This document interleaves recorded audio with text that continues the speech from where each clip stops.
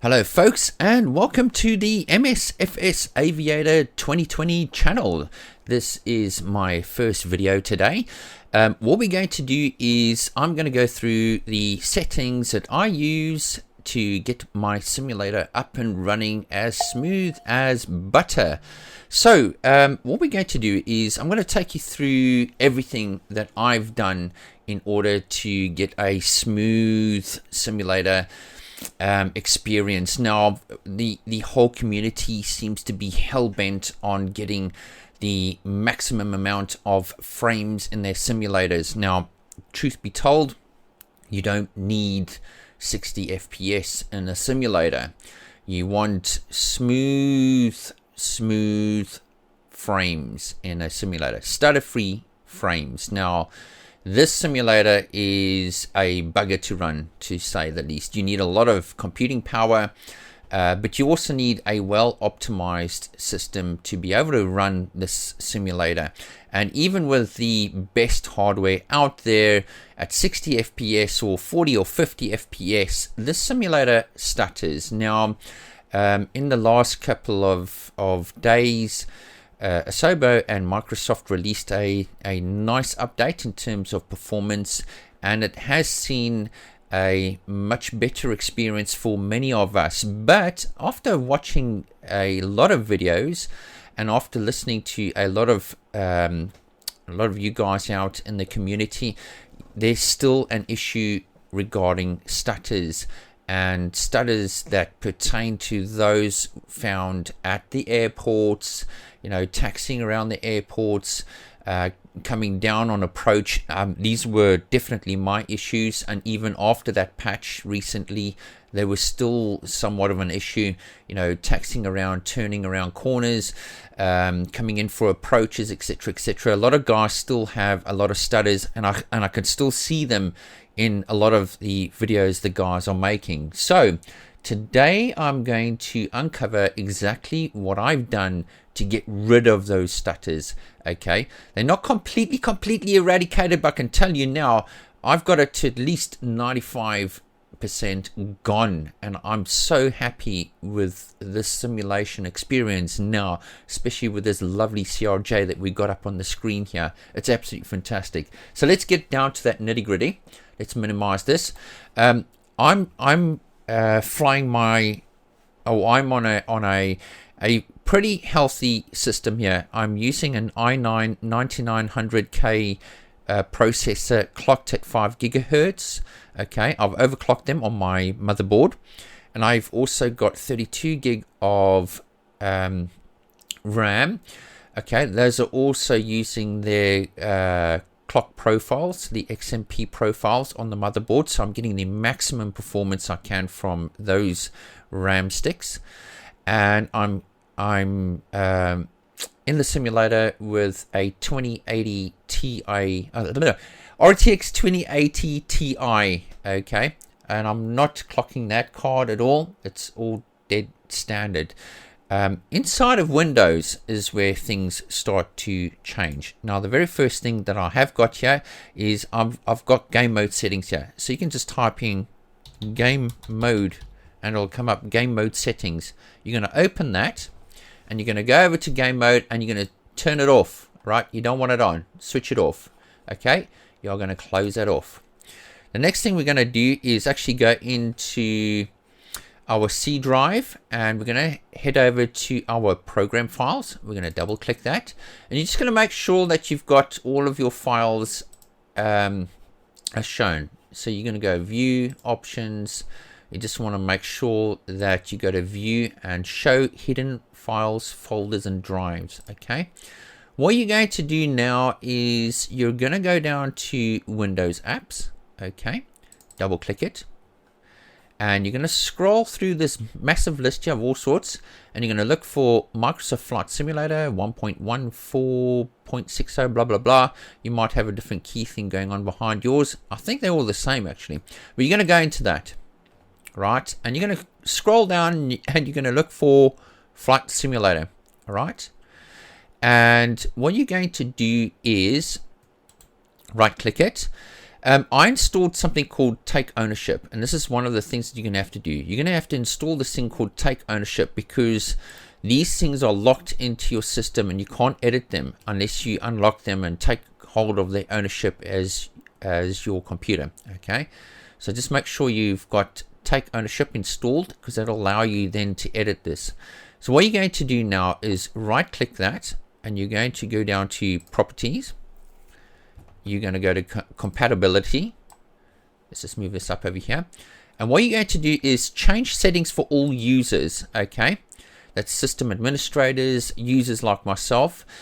You're going to click on Disable Full Screen Optimizations. You're going to tick that, and you're going to go to this other thing over here that says Change High DPI Settings. Click that. You're going to go down to High DPI Scaling Override, and you're going to turn it on. Okay, and you're going to say Application Control. You're going to OK that. You'll press Apply or OK. In this case, I'm going to say OK. You will need to provide administrator permission to change these attributes, and you're just going to click Continue, and you're going to say Ignore, and it'll change. I promise you it'll change. So when you come in here again, you go to Properties, you'll see that under Compatibility that Disable Full Screen Optimizations is active, and inside here the same thing.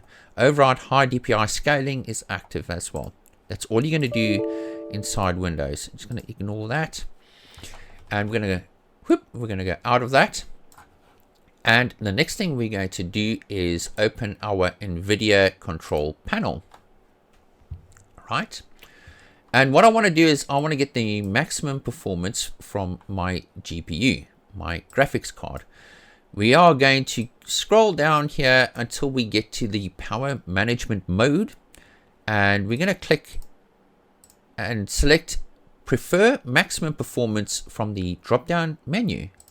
Okay, the next one you're going to look at here is Texture Filtering Quality, and you're going to click on High Performance, and we are going to click High Performance here. Sorry, it's usually default is Quality, but we want to click and select High Performance. Okay, and you're going to press Apply on the bottom here. These are all active on my system, and that's all you need to do in terms of the Nvidia settings. One more other thing that I have actually played around with is inside our Adjust the Appearance and Performance of Windows. You can just type in performance, and you'll have Adjust the Appearance and Performance of Windows. Now I saw this in the forum and I thought, I'm going to try everything, because I was trying everything. They said to switch from programs to background services. Okay, because let's be honest, there's a lot of background services that's active during our simulation. You got the photogrammetry loading.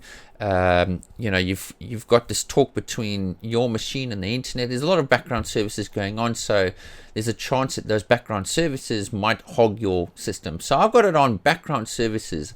I don't know why it works, but it works. It says processor scheduling, so I guess it's something to do with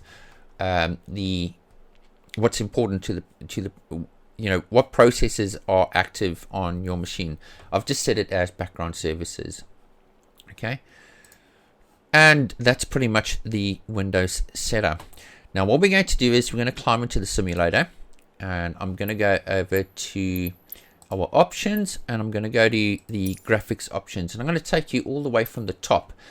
I like to run my simulator windowed. Okay, I am running a 4K monitor here, so just bear this in mind. When I go over to the flight in a couple of minutes, that'll be in our second video, I'm going to show you how lovely and smooth everything is, but I am working on 4K. all right, so I'm not going to discuss this over here yet, but I've got myself in windowed. For some reason, when I start cruising up to full screen game experience here, I've got a few drops in FPS. It might be 2 or 3, but I want to get all the frames I can, and I don't mind having that little bar at the top, to be honest. Okay, so I've got my render scaling set to 90. The default is 100, but I've brought it back down because I'm on such a huge monitor. I've had my Flight Sim actually for a long time on a 2K monitor, But my main business out there is photography and video work, and I like to work in 4K. So I upgraded to a 4K monitor, and the one thing I did find is that, geez, my hardware is suffering now because of that. Okay, so if you're stepping up from a 1080p monitor to a 2K monitor, expect there to be a drop in performance. Likewise, if you're going from 2K to 4K, that performance is going to drop considerably. But we're not after FPS, we're after smooth frames. Okay, so one of the things I've done is I've got my render scaling down to 90. Just bear in mind, we're going to come back to this in the end because that's the juicy part. Right, terrain level of detail, I've got it set to 200 because I want to see all the buildings out far. I don't want to have this radius of buildings that's nice and defined, and then suddenly out in the distance it's looking rubbish. Okay, terrain vector data, everything is pretty much ultra unless I'm going to tell you that I've changed it. Okay, buildings I've changed because when I'm taxiing around the airports, I don't want to have massively high resolution buildings around airports because it does take a hit and it's not so smooth. So I've set this on high. Okay, objects level of detail, I've actually dropped that from 200 down to 100. Okay, I just want to try and gain as many stable frames as possible in this case. Okay, what I've got here is everything else is default here in the ultra specs. And what I've done is I've dropped down this anisotropic filtering. I wish the guys would actually give us proper description as what the hell it is and why it's there and what it impacts. Like they could actually fill these little areas here with like little pictures showing you, hey, this is what it looks like at these settings. I don't know why they don't do that. And it's always been like that with Sims. They've got all these technical like things like half of us don't know what the hell it is. I don't know what that is. But I've got it down from 16 to 8. Same as texture super sampling. It's down from 6x6 to 4x4. This is default ultra. That's default. Shadow maps, I've got it down from the default of 2048 down to 1536. Terrain shadows, same thing. I've dropped it down from 1024 to 512. All of these other things is default until you get to depth of field. It's off. Depth of field off. Motion blur. A lot of us have been switching it off. For me, when I'm running the sim at that 30 frames per second stable and I add motion blur, it really gives you a nice sense of speed. I love it. So I've actually kept it on ultra. Lens correction off, lens flare off, cockpit refresh rate is on medium. The fly-by-wire A320NX actually gets away with this setting at low, and it's quite nice because you get that little bit of a gain of FPS because those glass cockpits can take FPS like there's no tomorrow. Right, so these are all of the settings that I've changed in terms of graphics. Now coming over to the next thing that I've got changed is here in traffic. Real time is on, so that's always there. This show traffic nameplates is off. Okay, I don't like those big nameplates above aircraft. You can have them on if you want, but I don't. Here's now airport life. Like I said, one of the things that a lot of us were having issues with was how smooth frames were around airports. Turning around on a taxiway, rolling down the taxiway, approaching the airfield or airport.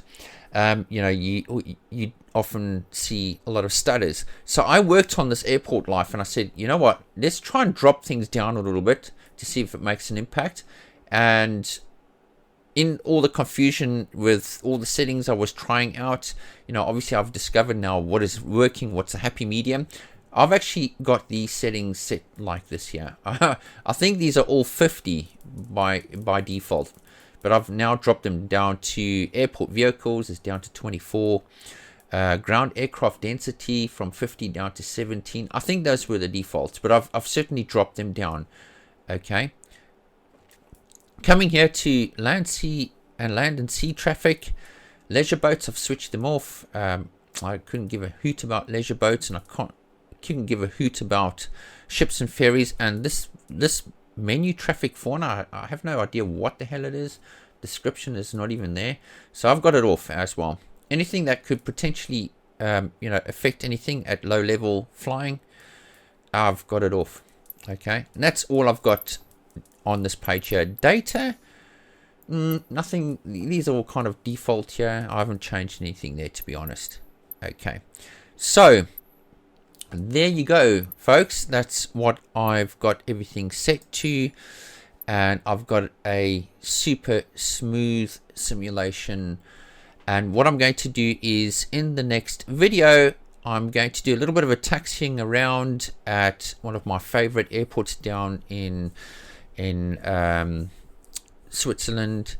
It's the Zurich airport. I'm going to do a bit of a taxi around. I might take off and I might land there just to show you the kind of performance that I'm getting. Now, bear in mind, when I record the video, I've got software in the background that's running that could take up resources. So if you do happen to see a little bit of a stuttering or any of that sort of hiccups in the video, that's the software. But I can assure you the simulation is utterly smooth. So guys, subscribe down below if you found this helpful, and if it's helped you, I'm going to be very happy, because it certainly helped me. Everybody was shouting that, hey, don't turn on the VSync, it doesn't do anything. Well, I can tell you now, turning on VSync and keeping that frame limited at 30 frames is giving me an ultra smooth simulation. Okay, that's what we want. We don't need fast. This isn't a first person shoot 'em up game. This is a flight simulator. You don't need hectically fast frames. And at 30 FPS, this sim is butter smooth, and I'm going to show you in the next video. So guys, see you in a moment. Ciao for now.